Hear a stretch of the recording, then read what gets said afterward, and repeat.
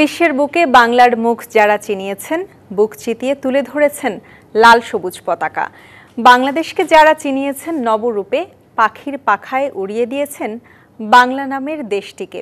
সেই সব দূতকে নিয়ে ডিবিসি নিউজের বিশেষ আয়োজন প্রাউড অফ ইউ। দর্শক, আজ স্টুডিওতে আছেন ফ্যাশন ডিজাইনার আফসানা ফেরদৌসী, যার কাছে স্টাইল শক্তিশালী নীরব স্টেটমেন্ট। তিনি এমন পোশাক ডিজাইন করতে ভালোবাসেন যা পরিধানকারীকে আত্মবিশ্বাস যোগাবে, স্বাচ্ছন্দ্য দেবে, তুলে ধরবে নিজস্বতা। যিনি নিজস্ব ডিজাইনের পোশাক দিয়ে বিশ্বের কাছে বাংলাদেশকে চিনিয়েছেন অন্যভাবে। প্রাউড অফ ইউতে আজ আমরা আড্ডা দেব টেকসই ফ্যাশন ডিজাইনার আফসানা ফেরদৌসির সাথে। আফসানা ফেরদৌসি, আপনাকে স্বাগত জানাচ্ছি আমাদের স্টুডিওতে। কেমন আছেন আপনি? আমি ভালো আছি, আপনি কেমন আছেন? আমিও ভীষণ ভালো আছি এবং আপনাকে পেয়ে তো অবশ্যই আমার ভীষণ ভালো লাগছে। শুরুটা করতে চাই যে আমি একটা প্রতিবেদনে পড়ছিলাম যেখানে আপনার ইচ্ছা ছিল যে নায়িকা শাবানার মতো একটা সেলাই মেশিন, যেই সেলাই মেশিন দিয়ে আপনি একটা অনেক বড় কর্মসংস্থান তৈরি করবেন। সেই স্বপ্নটা বা সেই ইচ্ছাটা এখন কি অবস্থায় আছে একটু জানতে চাই। আচ্ছা, এটা বেসিক্যালি অনেক পরের স্বপ্ন। মানে এটা ডিজাইনার হয়ে যাওয়ার পর কোনো একটা ফান করে বলেছিলাম যে আমাদের মেয়েদের আসলে অনেক স্ট্রাগলের মধ্যে যেতে হয়। সো ওই জায়গাটা আমরা সবাই বলি যে আমাদের জীবনটা শাবানার মতো, আমরা যতই প্রতিভাবান হই তারপরও দিন শেষে আমাদের একটা স্ট্রাগল থাকে। সো আমরা ওই জায়গাটা আমার মনে হয় যে ভালো জায়গায় আমরা গিয়েছি।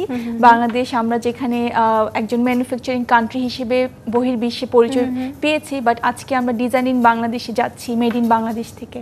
সো আমরা সবাই মিলে, আমি আজকে আফসানা, আরও অনেক ডিজাইনাররা আছে যারা এভাবে কাজ করে যাচ্ছে এবং ভালো একটা জায়গায় আমরা যাচ্ছি আমি আশা করছি। আচ্ছা, এই যে আপনি আজকে এই আফসানা হয়ে ওঠার যে গল্পটা, সেটা আমরা আরো গল্প শুনবো, আরো কথা বলবো, কিন্তু তার আগে আপনাকে নিয়ে একটা ছোট্ট টিজার বানানো হয়েছে, একটু সেটা দেখে আসতে চাই।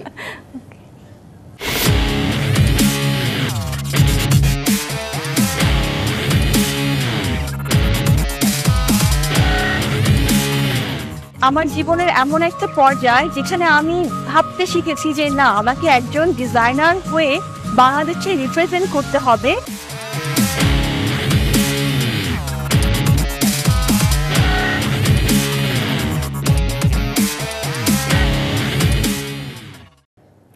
এই যে একদম এইখান থেকে আমি আসতে চাই যে এই যে আপনার কাজগুলো রানওয়েতে যায়, তো এই যে যখন রানওয়েতে যাচ্ছে তার আগে তো আসলে অনেকগুলো চিন্তা মাথার মধ্যে কাজ করে, একটা থিম ঠিক করেন।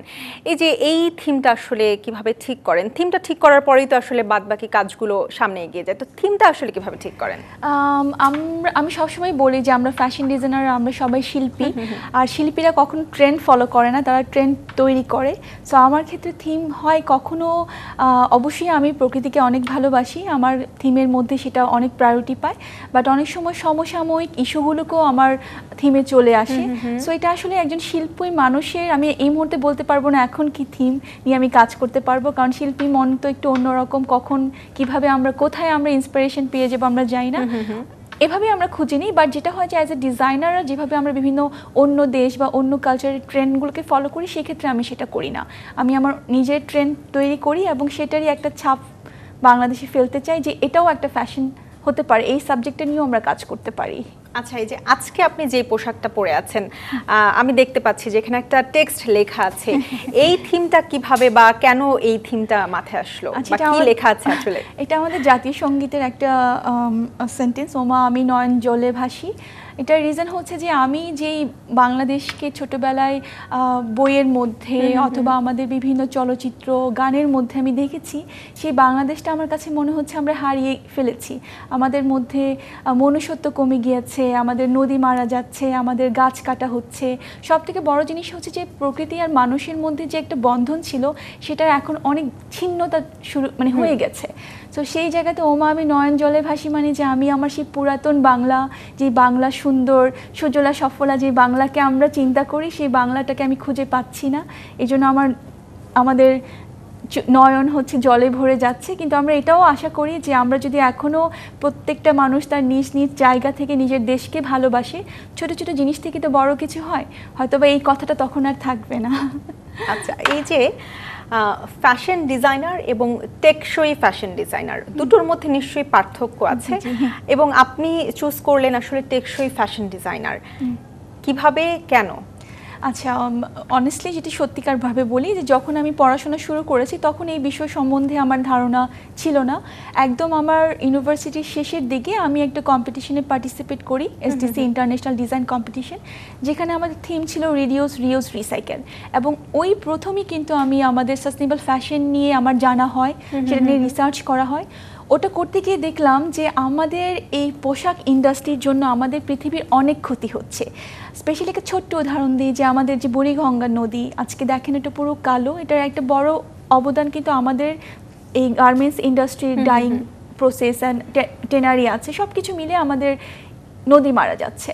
তো ওই জায়গাটা আমার অনেক কষ্ট লেগেছিল, অনেক রিসার্চ মানে করছিলাম এবং অনেক জায়গার বিভিন্ন স্টোরি পড়ছিলাম যে একটা দেশ কিভাবে, একটা গোষ্ঠী কিভাবে ধ্বংস হয়ে যাচ্ছে শুধু আমাদের পোশাক ইন্ডাস্ট্রির জন্য। তখন মনে হচ্ছে আমার জায়গা থেকে আমি কি করলে, যেহেতু এটা আমার এখন এটাতে পড়াশোনা, এখন এটাতেই থাকতে হবে, বাট এটার অল্টারনেটিভটা কি। সো নর্মালি আমরা যখন পোশাক ডিজাইন করি আমরা তার আগে ভাবি যে আমরা কি কাপড় নিয়ে কাজ করব। আমাদের 100% ম্যাটেরিয়াল আমাদের ন্যাচারাল ফাইবার থেকে আমরা তৈরি করি। আমাদের 100% এখনও আমাদের হ্যান্ড এমব্রয়ডারি, আমাদের বাটন একদম like coconut button, shell button. So sustainable fashion designer হচ্ছে যে কাজ করার আগে চিন্তা করে যে তার কাজের মাধ্যমে কোনোভাবে আমাদের প্রকৃতির ক্ষতি হবে কিনা, পরিবেশের কোনো ক্ষতি হচ্ছে কিনা, শুধু পরিবেশ না মানুষের ক্ষতি করছে কিনা। কারণ আমার কাছে মনে হয় যে ফ্যাশন অবশ্যই সুন্দর হবে, বাট ওই সৌন্দর্য যেন এমন না হয় যে সেটা মানুষ এবং পরিবেশের কান্নার কারণ হয়ে যায়। সো এই জন্য এটা তফাৎটা একটু ফাইন লাইনের মধ্যে যে আমাদের ম্যাটেরিয়ালসটা যখন আমরা চুজ করছি, আমরা যাদের সাথে কাজ করছি তাদের প্রপার স্যালারি আমরা দিচ্ছি কিনা, যে পরিবেশে কাজ করছি ওটা কতটুকু স্বাস্থ্যসম্মত, যে রং আমরা ব্যবহার করছি ওই রঙে শুধুমাত্র পরিবেশ না, অনেকেই যায় না যে আমরা যেহেতু কালারফুল কাপড় পরি এটা কিন্তু আমাদের স্কিনের জন্য ক্ষতিকর। সো এই জিনিসগুলো নিয়ে আমাদের আচ্ছা, এই যে বলছিলেন যে আপনারা যখন ম্যাটেরিয়ালগুলো সংগ্রহ করেন সেগুলো হচ্ছে যে 100% প্রাকৃতিক রাখার চেষ্টা করেন। বলছিলেন যে নারকেলের খোল দিয়ে বাটন তৈরি করছেন, তো এগুলো আসলে ম্যানেজ করছেন কিভাবে? সবথেকে খুব আমাদের বাংলাদেশ মানে আমাদের বয়ন শিল্পে আমরা আসলে অনেক অনেক এগিয়ে, কিন্তু সামহাউ না আমাদের এটা আমাদের টেকনিক্যালি কিছু কারণে আমরা ইভেন অনেক সহায়তার জন্য এটা খুব বেশি এগিয়ে যাচ্ছে না। কিন্তু আমাদের অনেক তাঁতিরা আছেন যারা ভীষণ সুন্দর হচ্ছে আপনার হ্যান্ড উইভিংয়ে কাজ করছেন। সো আমরা কাপড়গুলো আমাদের বিভিন্ন জেলা থেকে সংগ্রহ করি, টাঙ্গাইল থেকে সংগ্রহ করি, নারায়ণগঞ্জ, সিরাজগঞ্জ এই জায়গাগুলোতে কালেক্ট। কুমিল্লার খাদি আমাদের কাপড়ের খুব বড় একটা জায়গা আছে। আর যেটা বাটনের কথা বলছি, আমাদের পুরান ঢাকায় আমি বলবো যে এটা পৃথিবীতে আমি অনেক দেশে গিয়েছি, বাট এরকম খাজানা কোনো জায়গায় নেই। যেহেতু আমরা এক্সপোর্টের কাজ করি আমাদের বাংলাদেশে, সো আমাদের অনেক button like shell button, coconut, then বিভিন্ন উডেন ম্যাটেরিয়ালসের অনেক বাটন আপনি পাবেন। আর আমরা যেহেতু স্লো ফ্যাশন নিয়ে কাজ করি, আমাদের দেখা যায় যে এমন হতে পারে যে 5টা ড্রেসে আমাদের 5 রকম বাটন। সো ফাস্ট ফ্যাশনে যেরকম সব কিছু সেম হতে পারে এরকম না, আর শিল্পীদের কাজ ভিন্ন হয়। ধরুন আপনি একই জিনিস আমার কাছে যখন পরের বার যাবেন সেম পাবেন না, কারণ আমাদের র ম্যাটেরিয়ালসটা আমরা খুবই বিভিন্ন জায়গা থেকে কালেক্ট করি, কখনো সেটা খুবই লিমিটেড থাকে, বাট চেষ্টা করি। আর বাংলাদেশে অনেক জায়গা আছে এগুলো কালেক্ট করার জন্য। আচ্ছা, আপনি এক জায়গায় বলছিলেন যে আপনি যখন এই ফ্যাশন ডিজাইন নিয়ে পড়াশোনা শুরু করলেন তখন আপনি জানতেন না যে আপনি এই সাবজেক্ট নিয়ে পড়াশোনা করবেন, এবং তারপরে আসলে আপনি বের করলেন যে টেকসই ফ্যাশন ডিজাইনার আপনি হবেন। কিন্তু তার আগে যদি আমি আসলে একটু বলতে চাই যে আপনি যখন এইচএসসি পাশ করলেন তারপরে আপনার এক সময় মনে হলো যে আপনি পড়াশোনা আসলে আপনার ভালো লাগছে না, এর পরের জার্নিটা আমি শুনতে চাইবো। কিন্তু তার আগে আমাদের সময় হয়েছে একটা বিরতি নেবার, বিরতির পরে ফিরে এসে আমরা আরো বিস্তারিত জানবো। দর্শক, প্রাউড অফ ইউ অনুষ্ঠানে নিচ্ছে একটি বিরতির সঙ্গে থাকুন।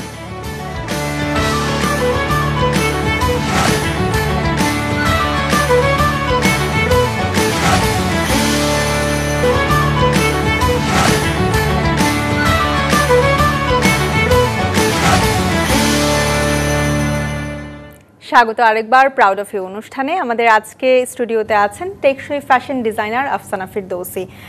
আফসানা ফেরদৌসী, বিরতির আগে আসলে আমরা আড্ডা দিচ্ছিলাম, যেমনটা বলছিলাম যে এইচএসসির পরে আপনি মনে হলো যে পড়াশোনা করবেন না, কেমন যেন একটা বিতৃষ্ণা চলে আসলো পড়াশোনার প্রতি, এবং এরপরে যখন আপনি ইউনিভার্সিটিতে ভর্তি হতে গেলেন, সেটাও আসলে আপনি ভর্তি হতে যাননি, আপনার এক ফ্রেন্ডকে আপনি হেল্প করতে গিয়েছিলেন ভর্তি পরীক্ষায়, একটু সেই গল্পটা জানতে চাইবো। আচ্ছা, আমাদের যেটা হয় যে আমাদের স্পেশালি বাংলাদেশের কেন এই সাবকন্টিনেন্টালি সবাই চায় তার ছেলেমেয়েরা ডাক্তার ইঞ্জিনিয়ার হবে। আমার পড়াশোনাটা ওভাবেই চলছিল এবং আমি ভালো স্টুডেন্ট ছিলাম, রেজাল্টও খুব ভালো ছিল এবং আমিও জানতাম যে আমি মেডিকেল অথবা হচ্ছে বুয়েটে পরীক্ষা দিব। কিন্তু কিছু একটা ঘটনার পর আমার মনে হয়েছে যে আমি আর পড়াশোনা করব না, হোম মেকার হব। অবভিয়াসলি এটা খুবই বড় একটা রেসপন্সিবিলিটি, বাট ওই বয়সে মনে হয়েছে যে এটাই করি। তারপরে একদিন হঠাৎ করে মনে হলো, আমার 1 ইয়ার লস হলো তার জন্য আমার, যে আমার সন্তান কি বলবে যে মা এইচএসসি পাস, তো অ্যাটলিস্ট পড়াশোনা করি। তো এর মধ্যে আমার একটা ফ্রেন্ড হচ্ছে বিজেএমই ইউনিভার্সিটিতে পরীক্ষা দিবে, তো আমাকে বললো দোস্ত তুই একটু আমার সাথে চল, ওকে একটু পরীক্ষায়, মানে যেটা হয় পাশাপাশি বসে। আনফর্চুনেটলি আমরা একসাথে বসিনি। সো আমার রিটেনে আমি খুবই ভালো রেজাল্ট করি, বাট আমি আর খোঁজ খবর নিইনি, যেহেতু আমার কোনো ইন্টারেস্ট নেই। পরে ওনারা আমাকে ফোন দেয় জাস্ট ভর্তির আগের দিন যে রেজাল্ট ভালো হয়েছে, আমি ভর্তি হব কিনা। এবং যখন আমি ভর্তি হতে যাই, একটা যেটা হলো যে বাবা মা তো চেয়েছে ডাক্তার ইঞ্জিনিয়ার হবে, আর আমি তখন চিন্তাও করি নাই যে আমার বাবা মা আমাকে ফ্যাশনে পড়াবে, যেটা সম্বন্ধে আমি কিছুই জানি না। সো আমি পড়তে যখন গিয়েছি ভর্তির দিন, আমি ওনাদেরকে জিজ্ঞেস করেছি আমি কোন সাবজেক্টে ভর্তি হব। অ্যান্ড সত্যি কথা, ওনারা আমাকে যে সাবজেক্ট বলতে আমি পড়তাম। সো আমি আমার পুরো অনেকটা ক্রেডিট আমি দেই যে আমি যে এই যে ডিজাইনার হওয়ার জার্নিটা আসলে আমার একার না। সো আমাকে আমাদের এডমিন থেকে রিতা মিস নামে একজন ম্যাম ছিলেন, তো উনি বললেন যে তুমি তো মেয়ে, তোমাকে ফ্যাশন ডিজাইন চাই। সো এইভাবে কিন্তু ফ্যাশন ডিজাইনার মানে জার্নিটা শুরু হয়, আমার পড়াশোনা শুরু হয় BGM university of fashion and টেকনোলজিতে। তারপরে আমি আই থিঙ্ক একটা সেমিস্টার পর আমি আমাদের লাইব্রেরিতে যাওয়া শুরু করি আমাদের ইউনিভার্সিটির। অ্যান্ড আজকে যদি আপনাকে জিজ্ঞেস করেন যে আপনার অনুপ্রেরণাকে, আমি বলবো যে আমার লাইব্রেরির সব বই, কারণ আমি বই পড়ে পড়ে বুঝতে পেরেছি ফ্যাশন ডিজাইন জগৎটা কী, এবং বই আমাকে অনুপ্রেরণা দিয়েছে একজন ডিজাইনার হওয়ার। এভাবে জার্নিটা শুরু হয়েছে। আপনি আসলে জানতেনই না যে আপনি এই সাবজেক্টে পড়তে চান কিনা বা আপনি আসলে ফ্যাশন ডিজাইনার হবেন কিনা, তারপরও আপনি আসলে বিজেএমইতে ভর্তি হলেন, এবং আমি যতদূর জানি যে আপনি সেখানে প্রেসিডেন্ট অ্যাওয়ার্ডটাও পেয়েছেন। তো এই যে অ্যাওয়ার্ডের কথা যেহেতু আসছে, আপনি দেশে এবং দেশের বাইরে অনেক জায়গায় আপনি কাজ করেছেন, সবচেয়ে স্মৃতি বিজড়িত ঘটনা কোনটা বা অ্যাওয়ার্ড পাওয়ার মোমেন্টগুলো একটু আমাদের সাথে শেয়ার করবেন? তাহলে শুরু করে যে কম্পিটিশনের কথা বললাম, যে কম্পিটিশনটা আমি বাংলাদেশে উইনার হয়েছিলাম, এবং আমাদের ফিনালেটা হয়েছিল হংকংয়ে। সেখানে আমি 14টা কান্ট্রির মধ্যে হচ্ছে সেকেন্ড পজিশন হয়, ফার্স্ট রানার আপ হই। এবং ওই কম্পিটিশনটাই আমি আবার কিছু বছর পর আমি বাংলাদেশি কান্ট্রি কোঅর্ডিনেটর হিসেবে কাজ শুরু করি, এবং 2018 সালে আমি ইন্টারন্যাশনাল কম্পিটিশনের ইন্টারন্যাশনাল জাজ হিসেবে ইনভিটেশন পাই ইউকেতে, তো সেখানে আমি যাই। সো এই যে একটা কম্পিটিটর, সেখান থেকে একজন ইন্টারন্যাশনাল জাজ হয়ে কাজ করা, এবং জাস্ট গত বছরই 2024 নভেম্বরে আমাদের এসটিসি থেকে একটা অ্যাওয়ার্ড দেওয়া হয় প্রতি বছর, একটা বিশাল বড় একটা মানে ভোটিং থাকে, অনেক কিছু থাকে। সো আমাকে ইন্টারন্যাশনাল সাস্টেনেবল ফ্যাশন ডিজাইনার হিসেবে অ্যাওয়ার্ড দেওয়া হয় আমার অবদানের জন্য। সো এটা আমার জন্য একটা অনেক বড় মুহূর্ত, কারণ একটা বাংলাদেশি মেয়ে যার শিকড় বাংলাদেশে, যার এডুকেশন বাংলাদেশে, কিন্তু সে বাংলাদেশি হয়েও দেশের বাইরে গিয়ে বিভিন্ন কম্পিটিশানে লাইক ওয়ার্ল্ড স্কিলস, আমি কাজানে গিয়েছি, ফিনল্যান্ডে গিয়েছি, তাইওয়ানে গিয়েছি, যেখানে আমি একজন ইন্টারন্যাশনাল জাজ হিসেবে কাজ করছি। সো অবশ্যই অনেক ভালো লাগে এই জিনিসগুলো। আচ্ছা, এই যে দেশের বাইরে বলছেন যে আপনি জাজ হিসেবে কাজ করছেন, বাংলাদেশ থেকে কি দেশের বাইরে জাজ হিসেবে এরকম আর কেউ গিয়েছে? আমি আসলে বলতে পারছি না, কিন্তু আমার সময় আমি কাউকে এখনো দেখিনি। আর আমার অনেকবার যাওয়া হয়েছে এই পর্যন্ত, যেটা বললাম আমি ইউকেতে গিয়েছি 2বার, ফিনল্যান্ডে আরও অনেক কান্ট্রিতে গিয়েছি, বাট আমি আশা করছি অবশ্যই যাবে। কিন্তু আমার আসলে আমার এখনো চোখে পড়েনি যে ইন্টারন্যাশনাল জাজ হিসেবে যেগুলো খুব বিগ বিগ কম্পিটিশন, আসলে আপনাকে দেখেই আসলে তারা অনুপ্রাণিত হবে, আপনাকে দেখেই তারা সেই রাস্তাটায় হাঁটার চেষ্টা করবে। আরেকটা জিনিস জানতে চাই যে অনেকেই ভাবে যে ফ্যাশন ডিজাইনার হওয়ার জন্য আসলে প্রাতিষ্ঠানিক শিক্ষাটা সেরকম একটা দরকার নেই, আপনার কাছে কি মনে হয় যে প্রাতিষ্ঠানিক শিক্ষার কতটা জরুরি? আমার মনে হয় এটা 1980 পর্যন্ত বা 90 পর্যন্ত ঠিক ছিল, কারণ বাংলাদেশি সেই সময় ইউনিভার্সিটি ছিল না ফ্যাশনের, বাট এখন অনেক অনেক ফ্যাশন স্কুল আছে। অবশ্যই আপনার প্রাতিষ্ঠানিক শিক্ষা প্রয়োজন। অনেকেই ভাবে ফ্যাশন শুধুমাত্র একটা জামা বানানো, বাট কাপড়ের উপর একটু সারফেস অর্নামেন্টেশন করা। ফ্যাশন টেকনোলজি এমন একটা জিনিস যেখানে আপনার কাটিং থেকে শুরু করে আপনার সুইং, আপনার ইলাস্ট্রেশন, আপনার একটা প্রোডাক্টের, আপনার প্রোডাক্ট ডেভেলপমেন্টের একটা জায়গায় আপনি কি ম্যাটেরিয়ালস ব্যবহার করছেন, কিভাবে বাটনগুলোকে আপনি প্লেসমেন্ট করছেন, এটা ভীষণ একটা মানে কারিগরি শিক্ষা। এটা না আপনি 2 দিন 3 দিন দেখে হতে পারে না। এতে যেটা হয়, যেমন ধরেন আজকে প্রাতিষ্ঠানিক শিক্ষা আছে বলে কিন্তু আমি ইন্টারন্যাশনাল বিভিন্ন কম্পিটিশনে অ্যাজ এ জাজ হিসেবে ইনভিটেশন পাই, কিন্তু আমার মনে হয় আমার যদি সেটা না হতো তাহলে হয়তো বা আমি ইনভিটেশনটা পেতাম না। কারণ আমি যখন জাজ করতে যাচ্ছি আমার কিন্তু টেকনিক্যাল জিনিসগুলো জানতে হয়। সো আমার মনে হয় যে এখন আর ওই জায়গায় আমরা নেই। এখন অনেক অনেক ফ্যাশন স্কুল এবং ইন্টারন্যাশনাল মানের ফ্যাশন স্কুল বাংলাদেশে এখন আছে। আচ্ছা, এই জায়গায় একদমই ছোট্ট করে আমরা অনুষ্ঠানের একদমই শেষ পর্যায়ে চলে এসেছি, যে যারা এই লাইনে আসতে চায় তাদের আসলে করণীয় কি? তাদের করণীয় অবশ্যই আপনার কাজকে ভালোবাসতে হবে, অনেক বেশি আপনার সততা থাকতে হবে, পরিশ্রমী তো অবশ্যই হতে হবে। অনেকেই ভাবে ফ্যাশন সাবজেক্টে পরিশ্রম নেই, কিন্তু বিশ্বাস করেন এটার কোনো রাত দিন নেই। এটার অনেক অনেক পরিশ্রম, কায়িক পরিশ্রম, মেন্টালি অনেক প্রেশার যায়। তো সবাইকে বলবো যারা এই সেক্টরে আসতে চায় এটাকে ভালোবাসুন, নিজের শিকড়কে ভালোবাসুন এবং নিজের কাজের মধ্যে অবশ্যই নিজের শিকড়ের ছাপ আপনারা ফেলুন। আফসানা ফেরদৌসী, আপনাকে অসংখ্য ধন্যবাদ আজকে এই স্টুডিওতে এসে আমাদের সময় দেওয়ার জন্য, এবং আমরা চাই যে আপনার কাজ দিয়ে আপনি বাংলাদেশকে পৃথিবীর সামনে আরও অন্যভাবে তুলে ধরুন।